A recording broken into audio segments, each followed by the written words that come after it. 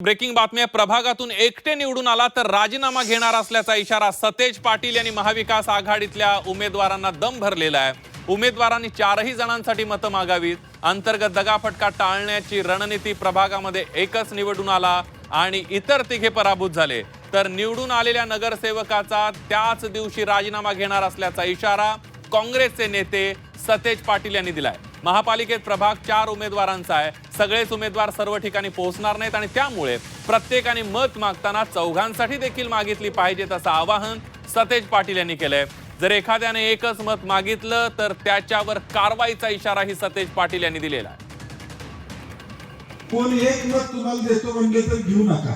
एका मताने तुम्ही निवडून येत नाही, तुम्ही पॅनेललाच मत मागितलं पाहिजे। हे माझं 100% तुम्हाला सांगणं त्या ठिकाणी असतं 100%। आणि मी धैर्यपणे तुमच्या इच्छुकांना सांगतो, उद्या जर मला धोका झाला, 3 मधला एक कोणतरी उमेदवार पडला आणि मला लक्षात आलं की एका उमेदवारानं तिथं जास्त मतं घेतलीत तर पॅनेलला घेतली नाही, त्याचा त्या दिवशी निवडून आलेल्या दिवशी राजीनामा असणार। मी तुम्हाला स्पष्ट सांगतो, मतं मागताना तुम्ही 4ही मतं मागितली पाहिजे।